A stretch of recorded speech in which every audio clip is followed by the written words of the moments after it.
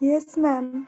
ये यूनिट 1 ही चल रहा है। यूनिट 1 में आपका पहले था इंट्रोडक्शन पार्ट में था स्कार्सिटी एंड चॉइस, उसके बाद में आपका था concept of equilibrium. Concept of equilibrium में पहले मैंने इसके प्रीवियस क्लास में मैंने खत्म किया था आप लोगों का what do we mean by the term equilibrium, what are the different types of equilibrium, जिसमें मैंने लिया था static equilibrium, comparative equilibrium, dynamic equilibrium, ये मैंने खत्म कर दिया था। तो आज मैं जो स्टार्ट करूंगी वो है stable equilibrium. This is so good afternoon dear students. Good afternoon, ma'am. The topic which I am going to cover is from the first unit, concept of equilibrium. ये आप लोगों का फर्स्ट यूनिट से ही लिया गया है, कंसेप्ट्स ऑफ इक्विलिब्रियम या संतुलन की अवधारणा। तो संतुलन की अवधारणा में आज हम लोग पहले देखेंगे स्टेबल इक्विलिब्रियम। स्टेबल इक्विलिब्रियम का मतलब होता है स्थिर संतुलन। स्थिर संतुलन, तो equilibrium is said to be stable when the economy is disturbed which it depends and again resume to its original position, that is the disturbance in the equilibrium is self adjusting so that the original equilibrium is restored.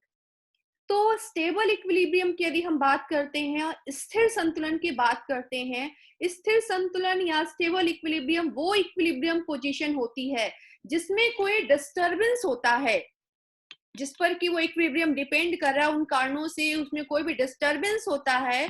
तो economic forces इस प्रकार से काम करती हैं, जो भी अर्थव्यवस्था में आर्थिक शक्तियां होती है, इकोनॉमिक फोर्सेस होती हैं, वो इस प्रकार से काम करती हैं कि इकोनॉमी फिर से उसी संतुलन की पोजीशन में पहुंच जाती है। इसलिए यहाँ पे कहा गया है सेल्फ एडजस्टिंग, सेल्फ एडजस्टिंग होता है ये। The stable equilibrium can be seen with the diagram. हम उसको डायग्राम से देखेंगे आगे आकर के। In words of Marshall, when the demand price is equal to the supply price, the amount produce has no tendency either to be increased or to be diminished, it is an equilibrium. Marshall ने कहा था कि जब मांग आपकी जो होती है, डिमांड प्राइस जो है वो इक्विलिब्रियम प्राइस के बराबर हो जाता है। कहने का मतलब क्या है, जब आपकी डिमांड और सप्लाई दोनों ही बराबर हो जाते हैं, मांग और पूर्ति दोनों ही बराबर हो जाते हैं, तो आपका जो उत्पादन की मात्रा होती है उसमें कोई भी परिवर्तन की टेंडेंसी नहीं होती। जो भी प्रोड्यूसर होते हैं वो उसमें कोई भी परिवर्तन नहीं करना चाहते हैं। ये इक्विलिब्रियम की स्थिति होती है। Such equilibrium is stable, that is price if displaced a little from it will tend to return। मतलब ये कहा जाता है यदि इस संतुलन स्थिति में कोई भी डिसबैलेंस होता है, कोई भी असंतुलन होता है, तो फिर से अपनी पुरानी स्थिति में आ जाता है। जैसे आपने घड़ी का पेंडुलम देखा होगा, देखा है आप लोगों ने घड़ी का पेंडुलम? Yes, ma'am. घड़ी का पेंडुलम क्या है, लेफ्ट राइट करता रहता है, ये भी देखा होगा। लेकिन बाद में कहाँ हो जाता है, अपनी पोजीशन पे आके स्थिर हो जाता है। लेफ्ट राइट के बाद क्या होता है, अपनी पूरी पुरानी पोजीशन में वो आ जाता है।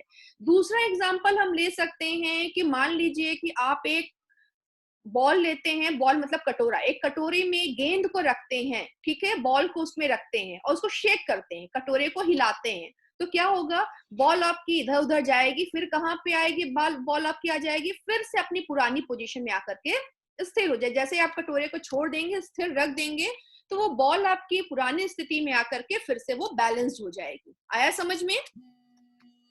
Yes, ma'am.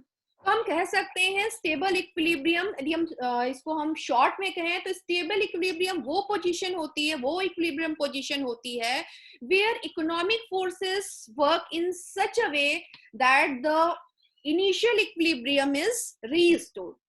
इसको हिंदी में यदि हम कहें तो हम कह सकते हैं कि स्थिर संतुलन वह संतुलन होता है जिसमें कोई असंतुलन उत्पन्न होने के बाद में भी आर्थिक शक्तियां इस प्रकार से काम करती हैं कि अर्थव्यवस्था पुरानी संतुलन की स्थिति में फिर से पहुंच जाती है। इसका एग्जाम्पल जो है वो है कटोरे में रखी हुई गेंद। इसका एक परफेक्ट एग्जाम्पल है जिसको हम हिलाते हैं। यदि हम कटोरे में रखी हुई कटोरे को हिलाएंगे तो क्या होगा, बॉल इधर उधर जाएगी, लेकिन जैसे ही कटोरा आपका स्थिर ऐसे कर देंगे तो बॉल अपनी पुरानी स्थिति में, पुराने इक्विलिब्रियम पोजीशन पे आ जाती है। Got the point? आया समझ में सभी को? Yes, ma'am. Very good.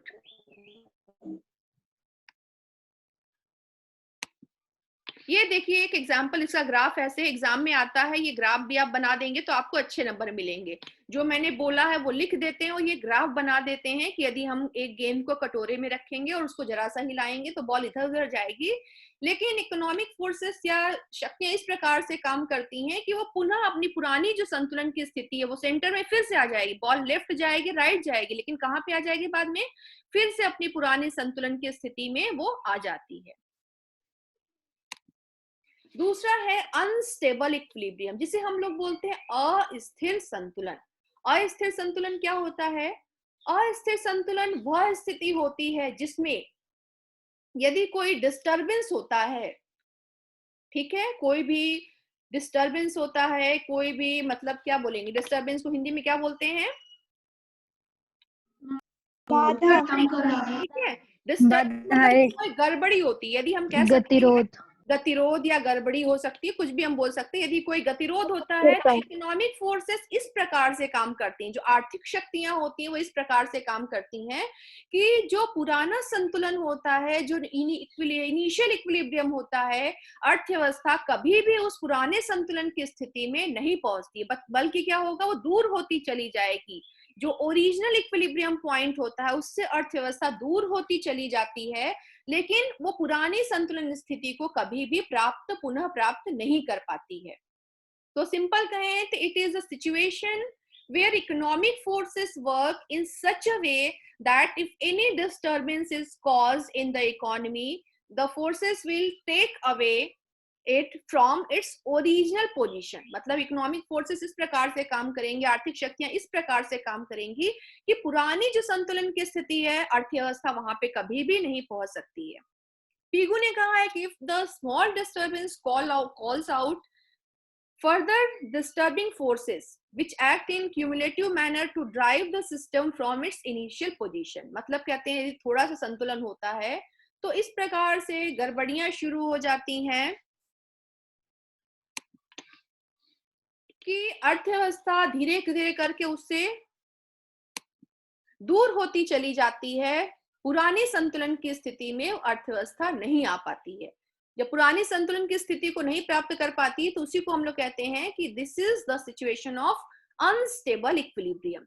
इसके लिए एग्जांपल दिया था कि मान लीजिए कि हम एक स्टिक लेते हैं, ठीक है, स्टिक के ऊपर हम अंडे को रख देते हैं. मान लीजिए जैसे भी हमने अंडे को रख दिया, बैलेंस कर देते हैं अंडे को एक स्टिक के ऊपर, एक छड़ी के ऊपर हम एक अंडे को लेते हैं और हम उस छड़ी के ऊपर अंडे को रख देते हैं. जरा सा भी छड़ी में कोई भी डिस्टरबेंस होगा, शेक होगी तो क्या होगा, अंडा जमीन पे गिरेगा और टूट जाएगा. तो क्या हम पुरानी स्थिति प्राप्त कर सकते हैं? No ma'am. नहीं प्राप्त कर सकते. एक बार वो अंडा गिरा, टूट गया तो उसको फिर से हम रिस्टोर करके फिर से उसको नहीं कर प्राप्त, वो स्थिति प्राप्त नहीं कर सकते हैं. दूसरा एग्जाम्पल लेते हैं, यदि हम कटोरे को ले लें, उसको रिवर्स रख दें, मतलब उल्टा करके रख दें कटोरे को. बॉल ले लिया हमने, बॉल को क्या किया हमने, उसको इन्वर्टेड शेप में रख दिया, उल्टा करके रख दिया और उसके ऊपर हमने एक गेंद रख दी, बॉल रख दी. तो क्या होगा, वो जरा सा उसमें शेक होगा तो क्या होगा, बॉल आके नीचे गिर जाएगी. लेकिन कभी भी बॉल जो है वो अपनी पुरानी स्थिति में नहीं, अपने आप नहीं पहुंच सकती है. हम रखेंगे तो भले पहुंच जाएगी, लेकिन अपने आप यदि बात करें स्वतः जो है वो अपने आप नहीं पहुंच सकती है. तो ये अनस्टेबल इक्विलिब्रियम की सिचुएशन है. आया समझ में?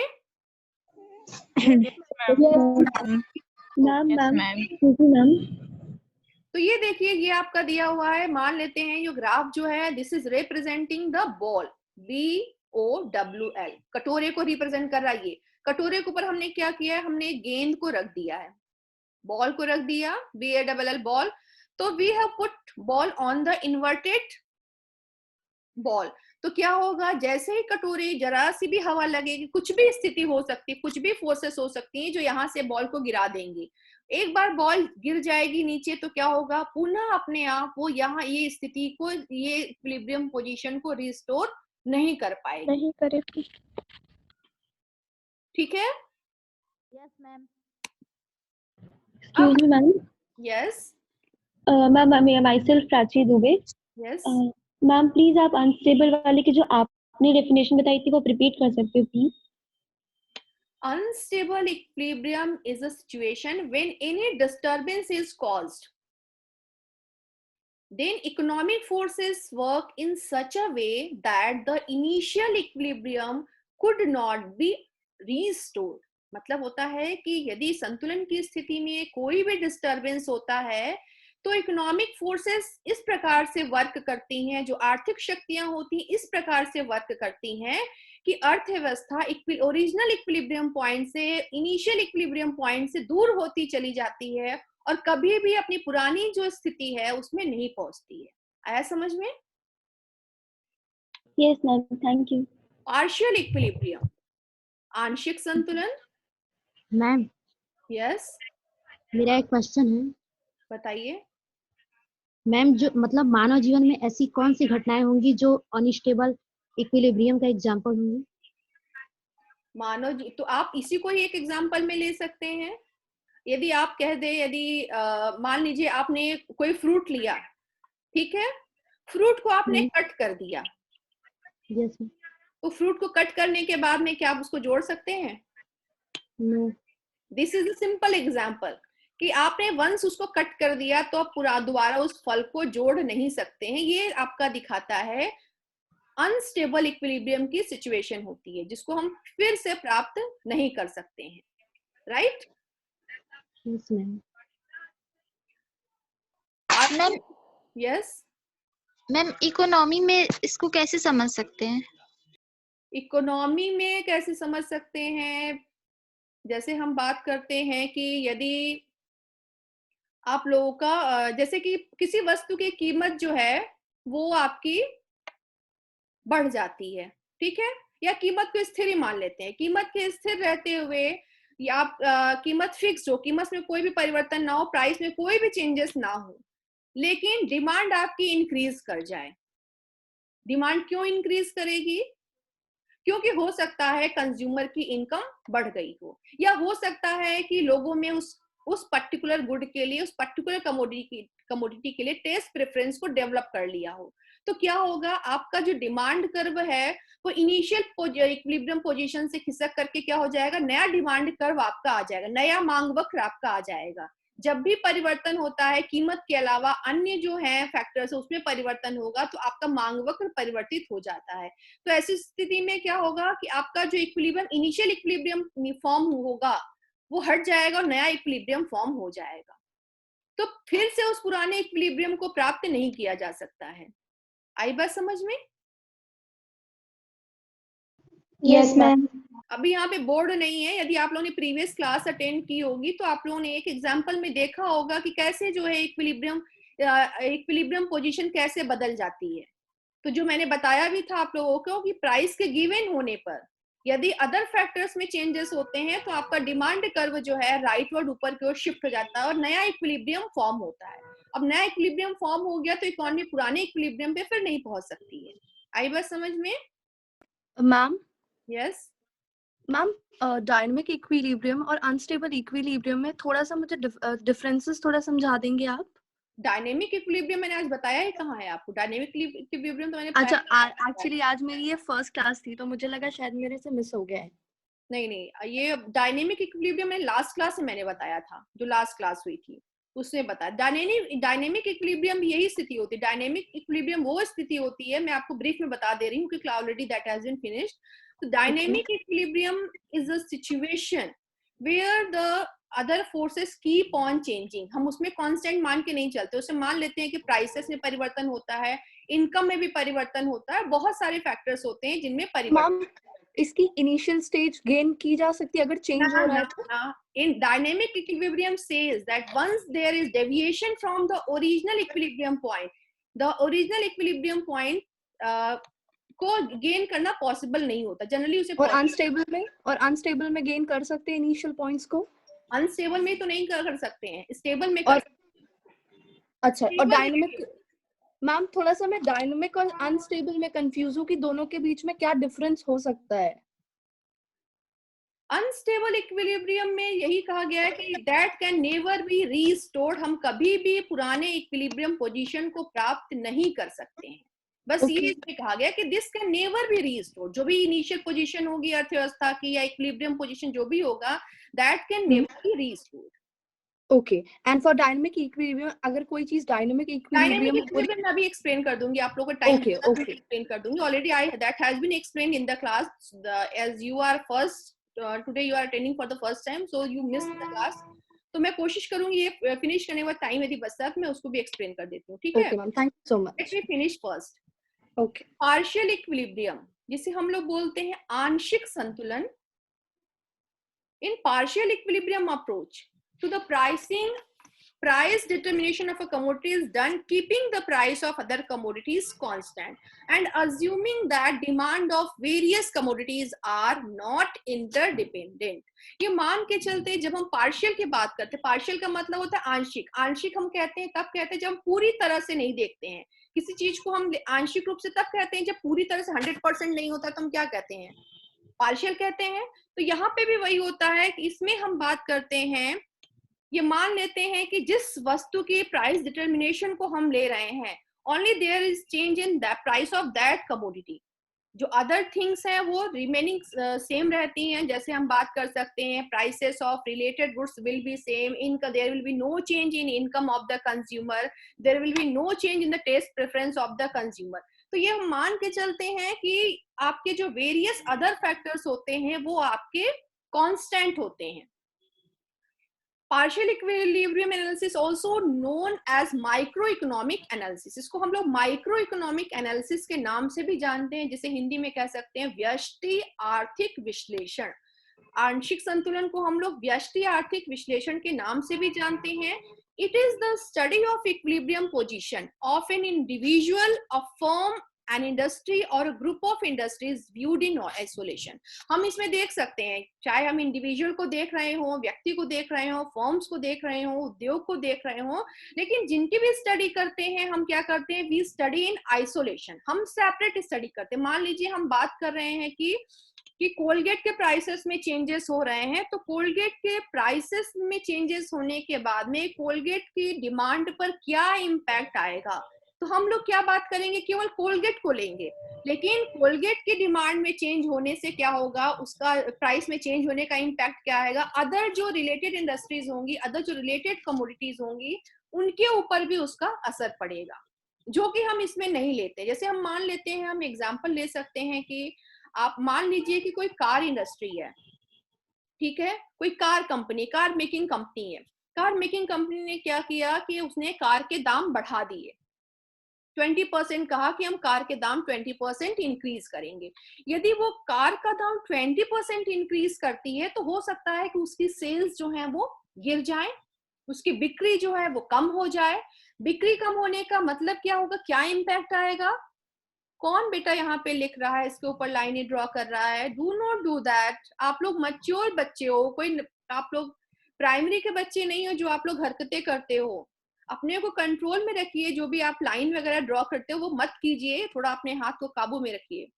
तो मैं ये कह रही थी कि मान लीजिए कार इंडस्ट्री ने सोचा, कोई कार कंपनी उसने सोचा कि वो कार का दाम 20% इंक्रीज कर देगी। तो कार कंपनी तो 20% दाम इंक्रीज करने को सोचती है, तो क्या हो सकता है उसका इम्पैक्ट ये आए कि कार की डिमांड 20% या 30% डिक्रीज कर जाए। होगा कि नहीं होगा? जब कार के दाम बढ़ जाएंगे, एक कंपनी कार का दाम बढ़ाएगी तो क्या होगा, उसका असर पड़ेगा कि उसके कंज्यूमर जो होंगे वो कम हो जाएंगे। तो मान लीजिए उसने कार का दाम बढ़ा दिया, तो उसकी सेल्स क्या होंगी, 20% या जो भी आपकी डाउन हो गई।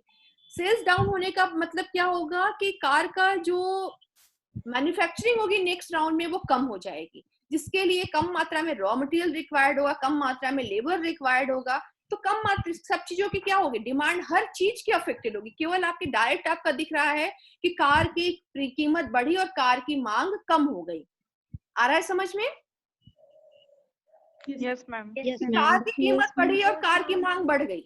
हम इतनी स्टडी करते हैं माइक्रो इकोनॉमिक्स में कि कार की कीमत बढ़ती है तो कार की मांग घट जाती है, लेकिन उसका जो असर जो पड़ता है कार से रिलेटेड जो भी इंडस्ट्रीज होंगी, मान लीजिए कार के लिए क्या लगता है, टायर बनाने वाली टायर कोई एक कंपनी कोई सारे पार्ट्स नहीं बनाती है, डिफरेंट डिफरेंट कंपनीज में पार्ट बनते हैं और फिर वो असेंबल किए जाते हैं। तो कार यदि बनाने वाली कंपनी की डिमांड करेगी तो वहां पे क्या होगा कि वो प्रोडक्शन कम होगा। प्रोडक्शन कम होगा इसका मतलब क्या है कि एम्प्लॉइज की सैलरी पे भी इम्पैक्ट आएगा, सैलरी को भी कर्व किया जा सकता है, कुछ एम्प्लॉइज को निकाला भी जा सकता है। तो बहुत जो भी उनकी जो लोग निकाले जाएंगे उनकी क्या होगी, डिमांड कम हो जाएगी। तो वो जिन वस्तुओं की डिमांड कर रहे होंगे उन वस्तुओं की डिमांड भी फिर कम हो जाएगी। तो ओवरऑल इम्पैक्ट जो है कार की कीमतों में वृद्धि होने का केवल कार इंडस्ट्री पे ही नहीं पड़ेगा, बल्कि क्या होगा, उससे रिलेटेड जो भी इंडस्ट्रीज होंगी वो सारी इंडस्ट्रीज अफेक्ट होंगी, जिसकी स्टडी हम पार्शियल इक्विलिब्रियम एनालिसिस में नहीं करते। हम क्या कहते हैं, इसमें यदि हमें कहना है तो हम कहेंगे कि कार की कीमत घटेगी तो कार की मांग भी घट जाएगी, यही कहते हैं सिंपली। और हम ये नहीं कहते कि कार की कीमत घटने का क्या इम्पैक्ट आएगा, उससे रिलेटेड इंडस्ट्रीज के ऊपर क्या इम्पैक्ट आएगा, या अदर जो demand, other factor of production की जो डिमांड हो रही है उस पर क्या इम्पैक्ट आएगा, या जो उत्पत्ति के साधनों की मांग हो रही, चाहे वो रॉ मटेरियल हो, लेबर हो, कैपिटल हो, जो भी इनपुट लगते हैं उनके डिमांड के ऊपर इसका क्या असर पड़ेगा, इसकी स्टडी हम नहीं करते। इसलिए हम कहते हैं कि इसमें हम जो भी इक्विलिब्रियम पोजीशन की स्टडी करते हैं we study in isolation, separate study करते हैं। इंटरडिपेंडेंस और इंटर रिलेशनशिप को इसमें हम मान करके नहीं चलते हैं। इतना समझ में आया? Yes ma'am. Partial equilibrium is based on restricted range of data. दूसरी ओर यदि हम बात करते हैं पार्शियल इक्विलिब्रियम की बात करते हैं तो ये कुछ लिमिटेड डाटा सोर्सेस पे ही आधारित है, लिमिटेड या रिस्ट्रिक्टेड रेंज ऑफ डाटा पे ही बेस्ड है। मतलब बहुत आंकड़े जो लेते हैं बहुत सीमित आंकड़ों के ऊपर आधारित है। सीमित आंकड़े कहने का क्या मतलब, मैंने यदि कहा कि कार की कीमत 20% इंक्रीज करती है तो कार की जो डिमांड है वो 20% डिक्रीज करती है। तो ये हमारा क्या हो गया, ये हमारा सिंपल रेंज ऑफ डाटा हो गया कि हमने एक चीज देखा उसका क्या इम्पैक्ट आया, कार की मांग के ऊपर क्या इम्पैक्ट आया वो तो हमने देख लिया। लेकिन कार से जुड़े हुए जो अदर फैक्टर ऑफ प्रोडक्शन है जो उसमें लगते हैं, रॉ मटेरियल या जो भी इनपुट लगते हैं, उनकी मांग के ऊपर क्या असर आएगा, उनके प्राइसेस के ऊपर क्या असर आएगा, वो हम इसमें स्टडी नहीं करते हैं। But given independent data, the partial equilibrium analysis. Ma'am इसमें रिस्ट्रिक्टेड रेंज का क्या मीनिंग हुआ? लिमिटेड हम कह सकते हैं, प्रतिबंधित कह सकते हैं। रिस्ट्रिक्टेड रेंज ऑफ डाटा मतलब हो गया कि लिमिटेड डाटा, बहुत ही सीमित आंकड़े। आई बात समझ में? Yes ma'am. सीमित मतलब क्या हुआ, कार के प्राइसेस बढ़े और कार की मांग कम हो गई, मांग घटी। बस हमने ये कहा कार की मांग घट गई तो हमारा लिमिटेड आंकड़े पे ही आधारित हो गया कि नहीं हो गया। लेकिन यदि हम बात करें कि कार की मांग घटने, कार की कीमत बढ़ने का कार से रिलेटेड जो उसके बनाने में इनपुट लग रहे हैं, फैक्टर ऑफ प्रोडक्शन लग रहे हैं, या जो भी उत्पत्ति साधन लग रहे हैं कार को बनाने के लिए, चाहे वो लेबर हो, कैपिटल हो, रॉ मटेरियल हो, उनके डिमांड के ऊपर भी इसका असर जाएगा। Yes ma'am. तो उनकी डिमांड भी कम हो जाएगी, कार की मांग कम होगी तो कार के में टायर भी लगता है, उसमें लाइट भी लगती है, उसमें आपके एसी भी लगता है। तो वो सारी चीजें जो भी इंडस्ट्रीज जुड़ी हुई है कार से, उन सारी इंडस्ट्रीज की डिमांड कम हो जाएगी, जिसकी स्टडी हम यहाँ पे नहीं करते। इसलिए कहा गया है it is based on restricted range of data. ये बहुत ही लिमिटेड आंकड़ों पर आधारित है, बहुत ही सीमित आंकड़े पर आधारित है। But given independent data, the partial equilibrium analysis discusses only the price determination of a commodity in isolation and does not analyze how the prices of various goods are interdependent and interrelated and how they are simultaneously determined. इसमें हम independent data की study करते, partial equilibrium analysis के अंतर्गत हम लोग independent data के आधार पे स्टडी करते, प्राइस डिटर्मिनेशन ऑफ कमोडिटी करते। मतलब वस्तु की कीमत का निर्धारण हम क्या करते हैं, उससे रिलेटेड डाटा के आधार पे कर देते हैं। इसमें हम लोग इंटरडिपेंडेंस या इंटर रिलेशनशिप को नहीं लेते। इंटरडिपेंडेंस मतलब क्या हुआ, एक दूसरे पर निर्भरता, एक दूसरे से क्या संबंध होता है। जैसे हम बात कर रहे हैं कार की, यदि बात कर रहे हैं कार के लिए यदि एसी लग रहा है, लाइट्स लग रही हैं, उसके व्हील्स लग रहे हैं, तो ये सारी चीजें क्या है, इंटर रिलेटेड है। कि कार की मांग कम होने का असर कहाँ कहाँ आएगा, आपके व्हील्स जो होंगे उसके लगते हैं, टायर की मांग कम हो जाएगी, एसी जो गाड़ी में लग रहा है उसकी मांग कम हो जाएगी। इसके अलावा कार में और क्या लगता है, पेट्रोल ब्लोअर लगता है वो भी कम हो जाएगा, डिमांड कम हो जाएगा, पेट्रोल की मांग भी कम हो जाएगी क्योंकि पेट्रोल से गाड़ी चलती है। मिरर बहुत सारे फैक्टर्स हैं जिनका असर जाने वाला है एक कार की मांग के कम होने का, जिसकी स्टडी हम नहीं करते। इसलिए कहा गया है कि ये स्टडी जो है आइसोलेशन पे बेस्ड होती है। We do not accept interdependence and inter relationship in partial equilibrium analysis. आंशिक संतुलन विश्लेषण के अंतर्गत हम लोग परस्पर निर्भरता और परस्पर संबंध की धारणा को स्वीकार नहीं करते हैं। जो भी इक्विलिब्रियम पोजीशन की स्टडी करते हैं वो आइसोलेशन में करते हैं।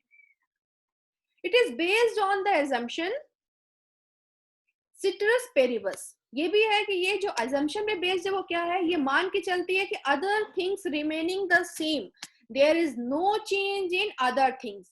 मैं सिंपल एग्जांपल लिख लेती हूँ। जब हम लॉ ऑफ डिमांड पढ़ते हैं, माइक्रो एनालिसिस से पढ़ते हैं मार्शल का लॉ ऑफ डिमांड, मांग का नियम पढ़ते हैं कि नहीं पढ़ते हैं आप लोग? Yes ma'am. अभी पढ़ा होगा तो मैं बताती हूँ कि लॉ ऑफ डिमांड क्या कहता है। लॉ ऑफ डिमांड कहता है कि there is an inverse relationship in between price and quantity demanded. वो ये कहता है कि किसी वस्तु की कीमत और उसकी मांग के बीच में विपरीत संबंध होता है। और मांग का नियम कब लागू होता है? मांग का नियम तब लागू होता है जबकि उपभोक्ता की रुचि आदत में कोई परिवर्तन नहीं होता, जिसे हम लोग कहते हैं there is no change in taste and preferences of the consumer. Please mute yourself. There is no change in consumers income. उपभोक्ता के टेस्ट में कोई परिवर्तन नहीं होता है, उसके प्रेफरेंसेस में कोई परिवर्तन नहीं होता। प्रेफरेंसेस मतलब क्या होता है कि कभी वो कुछ यूज कर रहा है, कोलगेट यूज करे, कभी वो पेप्सोडेंट यूज करने लगे, तो ये प्रेफरेंसेस हो गया, टेस्ट की बात हो गई। तो ये मान के चलता है कि उसके टेस्ट प्रेफरेंसेस में कोई भी चेंजेस नहीं होते हैं। दूसरा आ जाता है कि कंज्यूमर की इनकम में भी कोई भी चेंजेस नहीं होते। कंज्यूमर की जो इनकम होती है वो भी हम मान के चलते हैं कि there is no change in consumers income.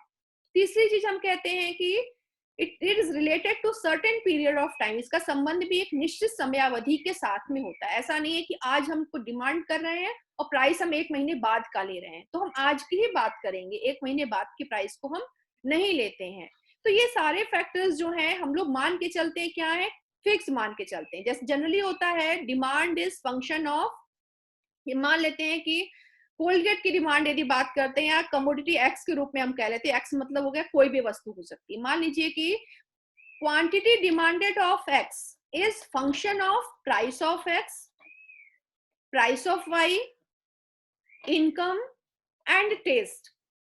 है कि नहीं है?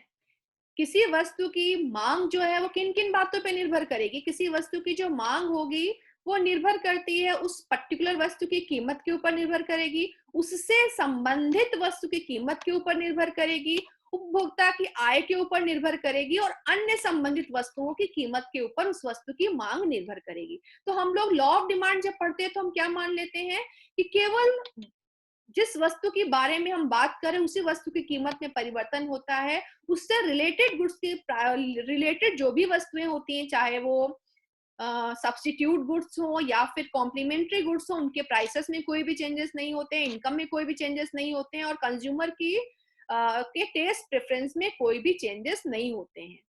यदि प्राइस में कोई भी चेंजेस ना हो, यदि ये सारे फैक्टर बदल जाएंगे तो आपकी डिमांड भी बदल जाती है। इस लॉ ऑफ डिमांड जब हम पढ़ते हैं तो हम कहते हैं other things remaining the same, अन्य बातों के समान रहते हुए। तो माइक्रो इकोनॉमिक्स किससे बेस्ड है या पार्शियल इक्विलिब्रियम एनालिसिस बेस्ड है आपका सेट्रस पेरिबस, जिसे हम लोग बोलते हैं other things being held constant. हम मान के चलते हैं कुछ बातें ऐसी हैं जिनमें परिवर्तन नहीं होगा।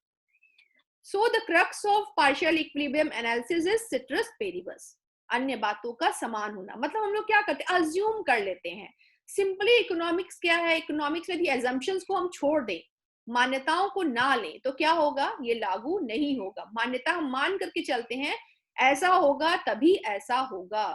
यदि ये चीजें नहीं आप फॉलो करेंगे तो आपका, जैसे डॉक्टर कहते हैं, यदि आप दवा तो लेंगे लेकिन दवा के साथ साथ यदि आप ऑयल नहीं छोड़ेंगे, आप फैट खूब ज्यादा खाएंगे तो आपका कोलेस्ट्रॉल लेवल नीचे नहीं जाएगा। वैसे ही मान करके चलते हैं कि यदि आप जिस वस्तु की कीमत खुल रही है उसके अलावा अन्य बातों को हम स्थिर नहीं करेंगे तो आपका जो नियम होंगे, जो भी लॉज होते हैं, जो भी प्रिंसिपल होते हैं माइक्रो इकोनॉमिक्स के, वो हमारे एप्लीकेबल नहीं होंगे। I hope you got this concept clear. Yes ma'am. कि माइक्रो इकोनॉमिक्स या इकोनॉमिक्स से कह सकते हैं, इकोनॉमिक्स से हम मान्यताओं को लेके ही चलते हैं, मान्यता ना ले तो हमारा ये लागू ही नहीं होगा। ये मान्यता हम क्यों लेते हैं, assumptions को क्यों लेते हैं?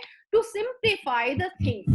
क्योंकि ग्राफ आप जब खींचते हैं, ड्रॉ करते हैं, तो उससे हमें दो ही एक्सेस मिलते हैं, एक एक्स एक्सेस मिलता है और एक वाई एक्सेस मिलता है। उसके अलावा और कोई एक्सेस ग्राफ में नहीं होता है। यदि हम ज्यादा वेरिएबल ले लेंगे तो हम कहाँ दिखाएंगे, हम ग्राफ में शो नहीं कर सकते हैं। तो ये हमारी एक जो कॉन्स्टेंट है उसको दूर करने के लिए हम लोग क्या करते हैं, हम मान लेते हैं सिट्रस पेरिबस की कंडीशन को लेके चलते हैं, other things remaining the same.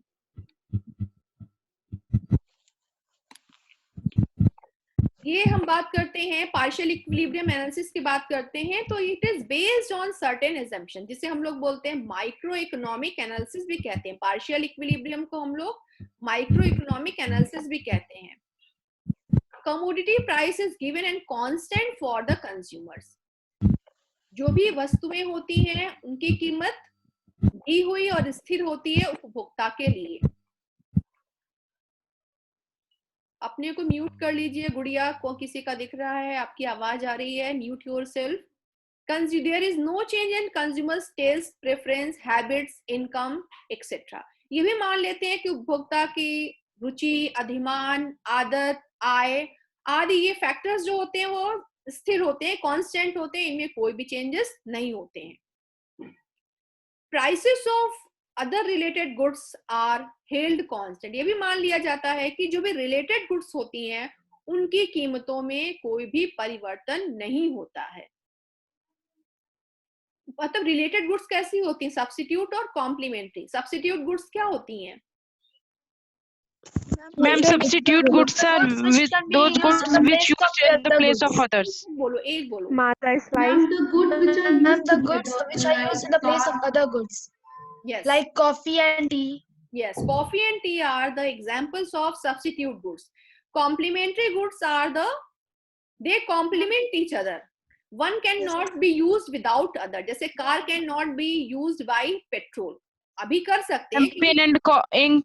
Petrol के अदर जो साधन अवेलेबल है कि आप सीएनजी से भी चला सकते हैं और डीजल से भी चला सकते हैं, लेकिन हम जनरली बात करते हैं, जनरल हम कहेंगे तो हम कह सकते हैं कार एंड पेट्रोल हम देते हैं, एग्जांपल में दे सकते हैं कि these are the complementary goods, जैसे शूज और सॉक्स। ठीक है, these are complementary. Ma'am substitute आप बता दीजिए। सब्स्टिट्यूट में आपका हो गया जैम, हो गया बटर, हो गया। ठीक है, चाहे आप ब्रेड के ऊपर बटर भी लगा के खा सकते हैं और जैम भी लगा के खा सकते हैं। दाल की यदि हम बात करते हैं तो दाल आपके डिफरेंट पल्सेस होती हैं, चने की दाल हो गई, अरहर की दाल हो गई, मूंग की दाल हो गई, डिफरेंट दाल होती है कि नहीं होती है। तो आप सबसे दाल आपको खाना है तो आप दाल की कैटेगरी में सारी दालें आती हैं। लेकिन यदि पता चले कि अरहर की दाल 200 रुपए किलो हो गई है तो कंज्यूमर क्या करेंगे, अरहर की दाल को चने की दाल से थोड़ा सब्स्टिट्यूट कर लेंगे या फिर मूंग की दाल से सब्स्टिट्यूट कर लेंगे, क्योंकि these are the substitutes of each other। कि क्लियर हुआ आपको? Yes ma'am. जो वस्तुएं एक कैटेगरी में फॉल करती हैं वो हमारी कहलाते हैं सब्स्टिट्यूट। जैसे हो गया आपका जो मैंने बताया ब्रेड और जैम, जैसे जैम और बटर। ब्रेड तो अलग हो गया, लेकिन जैम और बटर दोनों ही आप ब्रेड पे लगा के खाते हैं। पल्सेस आपका एक कैटेगरी में हो गया कि पल्सेस आप डिफरेंट पल्सेस है, किसी को भी यूज कर सकते हैं, सब्स्टिट्यूट गुड्स हो गया। यदि आप बात करते हैं पेप्सोडेंट, कोलगेट, सिबाका और बहुत सारे आपके टूथपेस्ट अवेलेबल है तो दीज आर सब्स्टिट्यूट्स। इसी प्रकार बहुत सारी वॉशिंग मशीन अवेलेबल है, दीज आर सब्स्टिट्यूट्स। आप कह सकते हैं कि ये वॉशिंग मशीन 10% डिस्काउंट दे रही है तो हम इस वॉशिंग मशीन को खरीदेंगे क्योंकि दीज आर सब्स्टिट्यूट्स। कॉम्प्लीमेंट्री की बात करते हैं तो पूरक हो जाता है। तो पूरक में हो गया कार एंड पेट्रोल, हो गया आपका शूज एंड चॉक्स, हो गया पेन एंड इंक, हो गया और क्या हो सकता है एग्जांपल आप बताइए।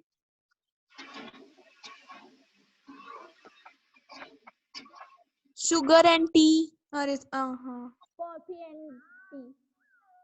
कॉफी एंड टी तो सब्स्टिट्यूट हो गया बेटा। कॉम्प्लीमेंट्री की बात करते हैं, ब्रेड एंड बटर कॉम्प्लीमेंट्री हो जाएगा। ठीक है, bread and butter these are complementary. Ma'am cup and plate. Ma'am, car and petrol. Ma'am pencil and eraser. Pencil and eraser भी हो सकता है, सब कॉम्प्लीमेंट्री है। पेंसिल यूज नहीं करेंगे तो आप इरेजर को भी आपको जरूरत नहीं पड़ेगी। चलिए, तो आप, I think concept is clear. Industry is easily availed with factors of production at a known and constant price compliant with the method of production in use. ये भी मान के चलते हैं जो भी फैक्टर ऑफ प्रोडक्शन यूज करते हैं, जो भी टेक्नोलॉजी यूज करती है वो भी कांस्टेंट होती है, तकनीकी में भी कोई भी परिवर्तन नहीं होता है, फिक्स टेक्नोलॉजी का यूज किया जाता है। ये भी माना जाता है कि prices of factors of production are known and constant. जो भी उत्पत्ति के साधन लगाए जाते हैं, फैक्टर्स ऑफ प्रोडक्शन लगाए जाते हैं, चाहे वो लैंड हो, लेबर हो, कैपिटल हो, वो उनके प्राइसेस नोन भी होते हैं और साथ साथ वो स्थिर भी होते हैं, कांस्टेंट होते हैं। और there is perfect mobility of factor of production between occupation and places. जो भी फैक्टर ऑफ प्रोडक्शन लगाए जाते हैं, जो भी उत्पत्ति के साधन लगाए जाते हैं, वो डिफरेंट ऑक्यूपेशंस के बीच में, डिफरेंट जो होता है, रोजगार होते हैं, ऑक्यूपेशंस होते हैं, उनके बीच में और स्थान स्थान पर वो जो है वो मोबाइल होते, गतिशील होते हैं। वो चाहे तो एक ऑक्यूपेशन छोड़ करके दूसरे ऑक्यूपेशन में भी वो जा सकते हैं। ऑक्यूपेशन समझते हैं ना? व्यवसाय में Yes, ma'am. तो किसी में भी जा सकते हैं ऑक्यूपेशन, एक को छोड़ के दूसरे में वो जा सकते हैं, या एक स्थान को छोड़ के दूसरे स्थान में भी वो जा सकते हैं। तो आता है consumers equilibrium, where the consumer will be in equilibrium. तो यहाँ पे इक्विलिब्रियम सिचुएशन को दिखाया गया है this through this equation. A consumer is supposed to be in equilibrium when he maximizes his aggregate satisfaction from a given expenditure in given set of conditions relating to price and supply of the commodity. वो अपने दिए हुए budget को इस प्रकार से allocate करता है, कॉम्बिनेशन ऑफ गुड्स के ऊपर, वस्तुओं के संयोगों के ऊपर इस प्रकार से अपने बजट को एलोकेट करता है कि he gets maximum satisfaction. Satisfaction कितना मिलेगा उसे? मैक्सिमम सेटिस्फैक्शन मिलता है। इट इज अज्यूम, लेकिन ये मान के चलते हैं कि there is no change in his taste, preferences, money income, prices of the goods he wants to buy are given and constant. लेकिन इन बातों में कोई भी परिवर्तन नहीं होता है। उपभोक्ता के टेस्ट में परिवर्तन नहीं होगा, उसके अधिमान में कोई परिवर्तन नहीं होगा, प्रेफरेंसेस में कोई परिवर्तन नहीं होगा, उसके मनी इनकम में कोई परिवर्तन नहीं होगा। इनकम देखिए दो प्रकार की होती है, एक मनी इनकम की बात करते हैं और एक रियल इनकम की बात करते हैं। मनी इनकम की बात हम कैसे कहेंगे? मान लीजिए किसी व्यक्ति की इनकम ही बढ़ जाए, ठीक है, उसकी इनकम 50,000 है, इंक्रीमेंट मिलके उसकी इनकम यदि हो जाती है 55,000 हो जाती है, तो हम कहेंगे मनी इनकम बढ़ गई है, ठीक है। लेकिन यदि उसे कम टैक्स देना पड़े, टैक्स पहले वो दे रहा था 10%, अब उसे टैक्स देना पड़े 5%, तो क्या बढ़ेगा? उसका रियल इनकम बढ़ेगी, मनी इनकम चेंज नहीं हुई। मनी इनकम पहले ही जितनी है कि वो मनी इनकम जो उसकी है 50,000 है, लेकिन अब उसे टैक्सेस कम दिया, तो टैक्सेस कम देने के कारण उसकी रियल इनकम बढ़ जाएगी। दूसरे एग्जांपल से इसको समझिए कि मान लीजिए आप बाजार जाते हो, आपका बजट जो है वो 500 रुपीज का है, सोच करके जाते हो कि 500 रुपीज बजट है, तो मैं इस बजट को 2 वस्तुएं खरीदूंगा, चाहे मैं एप्पल खरीदूंगी और मैं पोमेग्रेनेट खरीदूंगी, अनार खरीदूंगी और मैं सेब खरीदूंगी। लेकिन आप सोच जाते हो कि यदि इतने रुपए किलो होगा तो मैं इतने किलो खरीदूंगी, और यदि प्राइस ये होगा तो मैं इतने केजी खरीदूंगी। लेकिन सपोज आप बाजार में जाओ और आपको पता चले, आपने सोचा था कि पोमेग्रेनेट का प्राइस यदि 100 रुपए किलो होगा तो मैं 2 किलो खरीदूंगी, ठीक, और यदि एप्पल का प्राइस 50 रुपीज होगा तो मैं उसके कितने खरीदूंगी? 6 किलो खरीदूंगी, 6 केजी खरीदूंगी। लेकिन आपको पता चले कि पोमेग्रेनेट बाजार में जो है, अनार जिसे हम लोग बोलते हैं, अनार की कीमत बाजार में 50 रुपीज पर केजी है। अब ऐसी स्थिति में क्या होगा? आपकी रियल इनकम नहीं बढ़ी है, लेकिन आपकी परचेजिंग पावर बढ़ गई है। रियल इनकम, मनी इनकम के सेम होने के बावजूद भी आपकी परचेजिंग पावर या रियल इनकम बढ़ जाती है। तो रियल इनकम बढ़ने का मतलब क्या हुआ कि आप उसी पैसे में, उसी कीमत, उतने ही बजट में पहले से ज्यादा वस्तुएं खरीद सकते हैं। आ रहा है समझ में? Yes ma'am. Yes, ma'am. तो पोमेग्रेनेट की कीमत आपकी हो गई है 50 रुपीज, तो आप क्या कर सकते हो? 100 रुपए में ले सकते हो 2 किलो पोमेग्रेनेट और आपका 100 रुपया बच भी जाएगा। या आप क्या कर सकते हो, 100 रुपए को खर्च कर दोगे तो आपका क्या हो जाएगा? 4 केजी पोमेग्रेनेट आ जाएगा। एप्पल के प्राइस में कोई भी चेंजेस नहीं हुए हैं, तो हम मान ले उसको उतना ही कंज्यूमर लेगा, लेकिन पोमेग्रेनेट की प्राइस में कमी होने के कारण उसकी रियल इनकम बढ़ गई। अब वो क्या, वो जो 500 लेके गया था वो पहले से ज्यादा उससे परचेस कर सकता है, उसकी परचेसिंग पावर या रियल इनकम बढ़ गई है। There is no change in his budget, there is no change in his money income. आ रहा है समझ में ना? तो उसको आप किस प्रकार से एलोकेट करता है? तो करता है वो marginal utility of A upon price of A. Marginal utility of A मतलब ए वस्तु से मिलने वाली जो सीमांत उपयोगिता है, ए वस्तु से मिलने वाली सीमांत उपयोगिता डिवाइडेड बाय प्राइस ऑफ ए। ये निकाल करते हैं तो ये आपका बताता है मार्जिनल यूटिलिटी ऑफ मनी को एक्सप्लेन करता है। यदि आप मार्जिनल यूटिलिटी ऑफ ए को प्राइस ऑफ ए से जब काटते हैं तो आपका दिखाता है मुद्रा की सीमांत उपयोगिता को दिखाता है, मार्जिनल यूटिलिटी ऑफ मनी। तो यहाँ पे हमने क्या किया, marginal utility of A upon price of A is equal to marginal utility of B, मतलब दो वस्तुएं हो गई, marginal utility of B upon price of B is equal to and number of goods हो सकती हैं। गुड्स की कोई वो नहीं होता है कि दो ही वस्तुएं होंगी, वो एंड नंबर ऑफ गुड्स हो सकती हैं। तो यहाँ पे हमने मान लिया है कि वो एन नंबर तक है, marginal utility of A N upon price of N, N number of goods हो सकती हैं। तो ये सारा इक्वल होना चाहिए।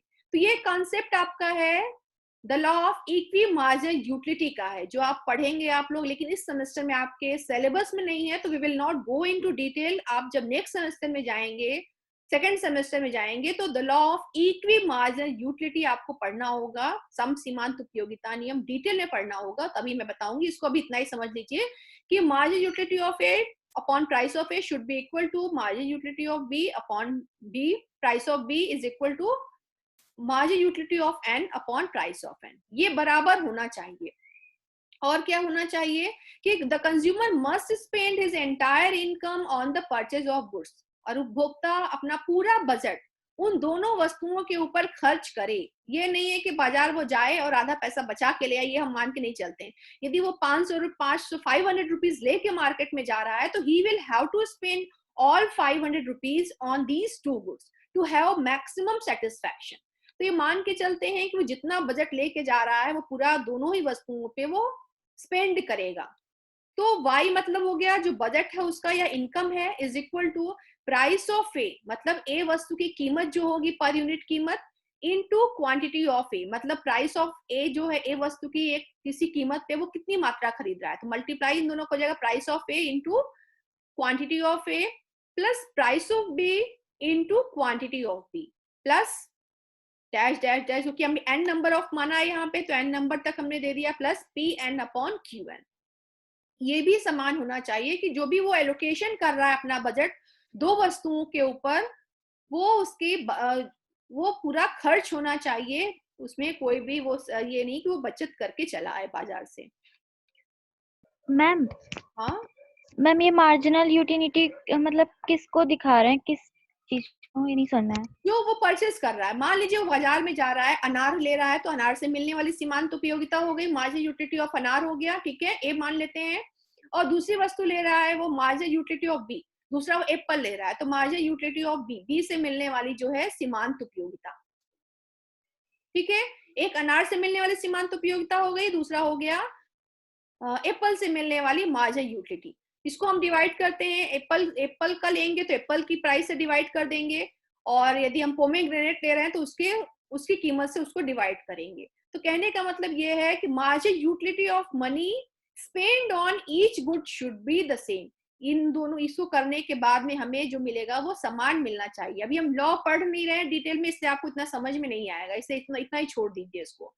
The law of equi marginal utility में आपका डिटेल में पढ़ना है इसको, तो अभी आपके सिलेबस में वो नहीं है, तो मैं उसको ज्यादा डिटेल में नहीं बता रही हूँ। फिर आता है producers equilibrium, where the producer will be in equilibrium. कहाँ पे एक जो है उत्पादक या प्रोड्यूसर इक्विलिब्रियम में होगा।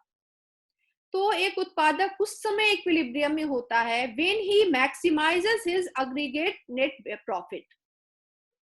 प्रोड्यूसर का मोटिव क्या होता है, ऑब्जेक्टिव क्या होता है? प्रोड्यूसर का ऑब्जेक्टिव हमेशा ये होता है कि किस प्रकार से वो अपने कुल लाभ को या शुद्ध लाभ को अधिकतम करे। प्रॉफिट मैक्सिमाइजेशन ही प्रोड्यूसर का एक ऑब्जेक्टिव होता है in the economic condition in which he is working. वो कोशिश करता है कि किस प्रकार से अपने शुद्ध लाभ को अधिकतम कर सके। फर्म कहाँ पे इक्विलिब्रियम में होती है? लॉन्ग रन में फर्म उस समय इक्विलिब्रियम में होती है। We are talking about the perfect competition, तो परफेक्ट कंपटीशन या मोनोपोलिस्टिक कंपटीशन भी कह सकते हैं।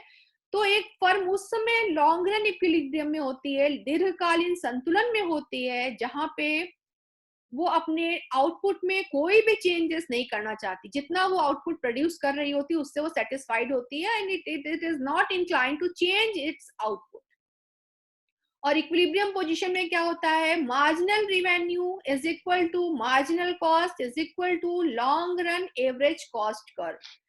सीमांत आगम क्या होता है, the revenue derived from sale of an additional unit. एक अतिरिक्त इकाई को बेचने से विक्रेता को जो रिवेन्यू जनरेट होता है, जो आय मिलती है, उसको हम लोग कहते हैं सीमांत आय। सीमांत लागत क्या होती है, जब एक अतिरिक्त इकाई को बनाना चाहेगा उसके ऊपर जो लागत आएगी बनाने में, वो कहलाती है आपकी सीमांत लागत कहलाती है। आपका average cost, long run average cost क्या हो गया, cost per unit. Average cost क्या होती है, cost per unit, but it is in long run average cost. तो एलएसी आपकी बताती है cost per unit in long run and earns normal profit.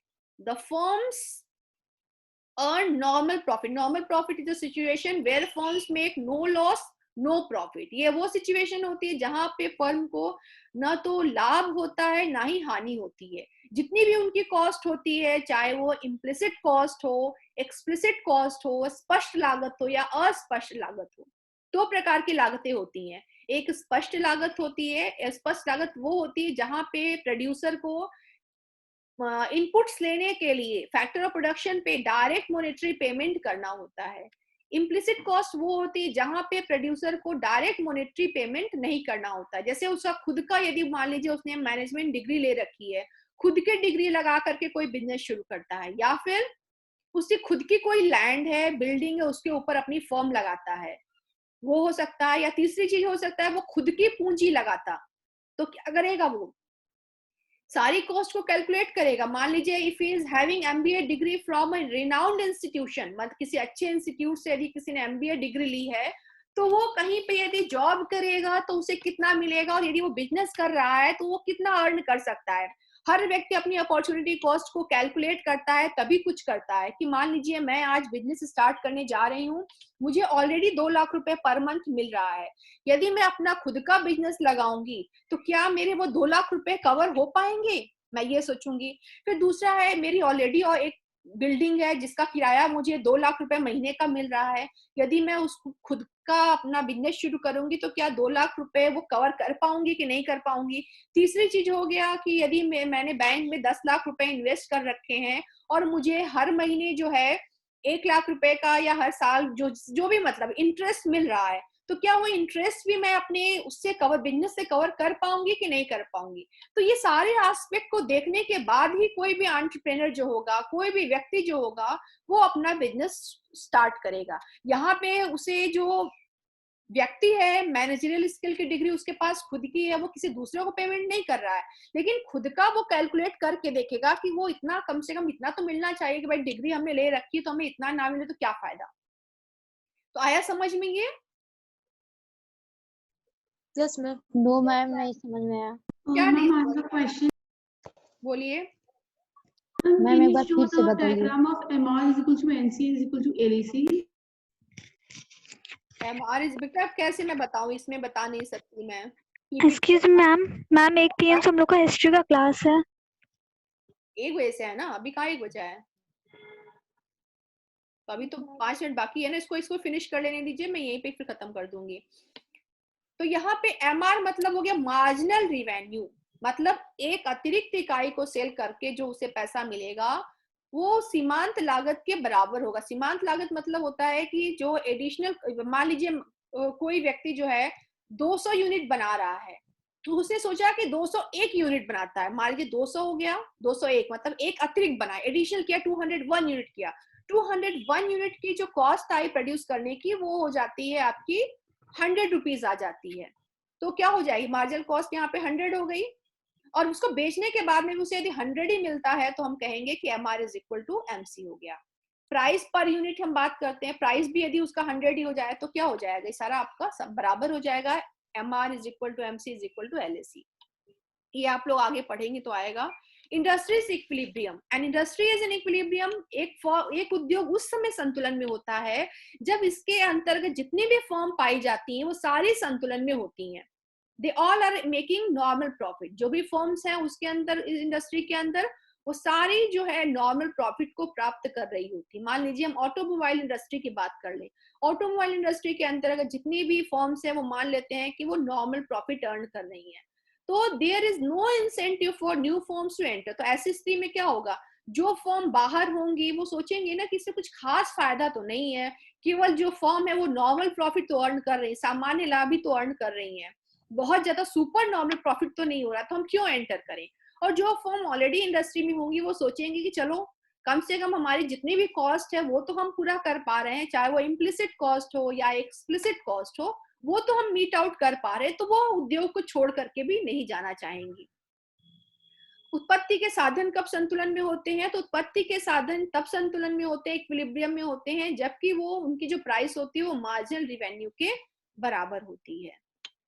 So this was your concept of partial equilibrium analysis. तो partial equilibrium analysis सबसे बड़ी विशेषता ये होती है कि it is studied in isolation. हम क्या करते हैं, जो भी स्टडी करते हैं, जिस भी मार्केट को देखते हैं वो आइसोलेशन में देखते हैं। दूसरी चीज आती है इसमें, हम इंटरडिपेंडेंस और इंटर रिलेशनशिप को एक्सेप्ट नहीं करते हैं, ना ही हम इसे मान करके चलते हैं कि जो विभिन्न बाजार है, जो विभिन्न सेक्टर्स होते हैं वो इंटरडिपेंडेंट होते हैं। ऐसा नहीं है कि कोई भी बाजार जो है सेपरेट हो जाए। मान लीजिए कि आज की डेट में यदि रियल एस्टेट की डिमांड कम हो गई है, रियल एस्टेट जान रहे हैं, बिल्डिंग्स वगैरह या फ्लैट वगैरह की डिमांड कम हो जाती है, तो रियल एस्टेट की डिमांड कम होने का जो इम्पैक्ट आएगा वो केवल बिल्डिंग और उसके डिमांड तक ही सीमित नहीं होगा, बल्कि उसको बनाने के लिए वुड चाहिए होता है, सीमेंट चाहिए होता है, लेबर चाहिए होता है, तो उन सारी चीजों की डिमांड भी कम हो जाएगी जो कि बिल्डिंग बनाने में लगते हैं। बिल्डिंग मटेरियल बहुत सारी लगता है, तो वो बिल्डिंग बनाने में जो मटेरियल लग रहा है उसकी भी डिमांड कम हो जाएगी। तो बहुत सारी चीजें होती हैं जो कि अफेक्ट होंगी। तो यहाँ पे हम इसकी स्टडी नहीं करते, यहाँ पे हम क्या करेंगे कि रियल एस्टेट के प्राइसेस जो है वो गिर गए हैं, डिमांड नहीं हो रही, ये बस ये कहेंगे, लेकिन क्या इम्पैक्ट आ रहा है वो हम उसको फिर